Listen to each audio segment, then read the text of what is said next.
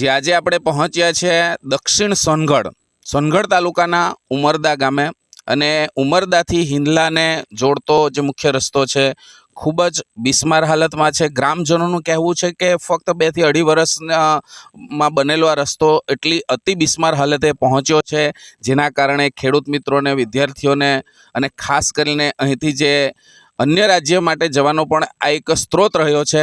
એવા જે લોકો છે એમને જવાની પણ ખૂબ તકલીફ પડતી હોય છે। જાણીએ સ્થાનિકોની શું તકલીફ છે। આપણી સાથે જોડાયેલા છે ગ્રામજનો। જી, આપનું નામ? મારું નામ અંકુરભાઈ ભીમજીભાઈ ગામિત છે। હું અહીંયાનો સ્થાનિક છું। આ રસ્તાને બનીના 2.5 વર્ષ જેવા થયા છે। રસ્તો આશરે 5 કિલોમીટર જેટલો છે। અહીંયાથી અગાડી એક સરકારી હોસ્પિટલ છે, 108નો અવર જવર થાય છે। અગાડી એક બોરપાડા હાઈસ્કૂલ છે, ત્યાં પણ વિદ્યાર્થીઓ જાય છે। બધાને આવવા જવામાં બહુ તકલીફ છે।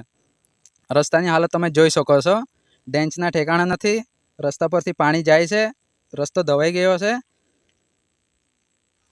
બિલકુલ, આગળ સરકારશ્રી પાસે આપની શું માંગ છે? કારણ કે વારંવાર આ તકલીફ પડે છે, વારંવાર આપની રજૂઆત થઈ છે, તેમ છતાં અહીંયા તંત્રનું ધ્યાન ગયું નથી, તો આપ તંત્રને, સરકારને શું કહેવા માંગો છો?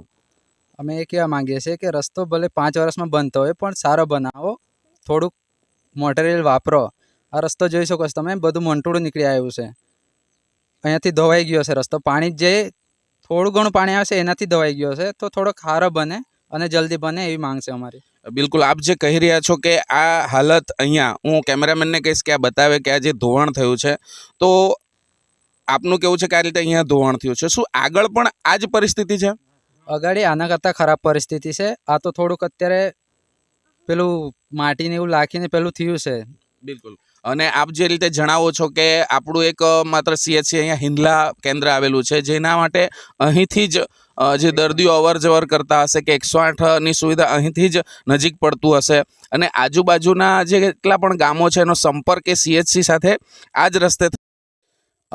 સ્થાનિકોની સાથે સાથે આપણે જાણીએ અહીંથી આ અવર જવર કરનાર મુસાફરોને પણ આપણે ઊભા રાખીશું। મિત્ર, જરાક વાર ઊભા રહેશો આપ? ક્યાંથી અત્યારે હાલ આવો છો? હિંદલાથી। અને આપ પણ અહીંયાના સ્થાનિક જ છો? હા, અહીંયાના। શું નામ આપનું? રણજીતભાઈ। રણજીતભાઈ, શું પરિસ્થિતિ છે આગળ હિંદલા તરફ? આ તો આવો જ રસ્તો છે, આખો ખોદાયેલો છે। બિલકુલ, ગાડીવાળા જેમ તેમ બધા પડી જાય એવો રસ્તો છે, આખો ખોદાયેલો છે। કોઈ મોટું વાહન આવે તો સાઈડ પર કેવી રીતના લે, એવું છે બધું। બિલકુલ, અને જે ઘણા બધા ખેતરો આ તરફ, જંગલ તરફ હશે, ઘણા ખેડૂત મિત્રો અહીંથી પસાર થતા હશે। આમાંથી ઘણા એવા ખેડૂત છે, પશુપાલક છે કે જે ચારો લેવા માટે આ જ રસ્તે જતા હશે, તો ખરેખર ખૂબ પરિસ્થિતિ ગંભીર છે અને તાત્કાલિક મરામતની જરૂર છે આ રસ્તાને। જોવું રહ્યું કે હવે તંત્ર એના પર શું ધ્યાન આપે છે, અને આપ તંત્રને, સરકારને શું કહેશો? અમે એ કહીશું કે થોડુંક બને એટલું વહેલે તકે કરો। લોકો અહીંયાથી બહુ અવર જવર કરે છે અને પડી પણ જાય છે। બને એટલું જલ્દી કરું તો વધારે સારું। જી, ધન્યવાદ। મુખ્યત્વે આ રસ્તો ખેડૂત મિત્રોને, પશુપાલકોને અને ખાસ કરીને વિદ્યાર્થી મિત્રોને ખૂબ ઉપયોગી નીવડે એ રસ્તો છે। આપણે પૂછીશું આ કોના હસ્તક છે આ રસ્તો? આ રસ્તો જિલ્લા પંચાયતના હસ્તક છે અને આ રસ્તો મહારાષ્ટ્ર અને ગુજરાતને જોડતો છે। અને અગાડી અહીંયાથી જે શાકભાજી મહારાષ્ટ્રથી આવે છે એ સુરત અને વ્યારા જાય છે, અને આ રસ્તા પરથી નાસિકના રોડ પર પણ જવાય છે। તો મોટાભાગના વાહનો અહીંયાથી પસાર થાય છે।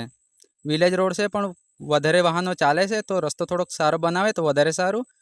ડેન્સના કંઈ ઠેકાણા નથી, ધોવાઈ ગયેલું છે, પાણી ઉપરથી જાય છે એના લીધે, અને રસ્તાને બનીને એને 2 થી 2.5 વર્ષ જ થયા છે, એનાથી વધારે તો નથી થયા। જી બિલકુલ, આના કારણે વાહનોને પણ ઘણું નુકસાન થતું હોય, પશુપાલકોના ખિસ્સા પર પણ બોજ પડતો હોય, તો હવે જોવું રહ્યું તંત્ર ક્યારે જાગે છે અને આ રસ્તાની મરામત ક્યારે થાય છે। તાપી સ્વરાજની ટીમમાં રિપોર્ટર જાદુગર અભય, સોનગઢ।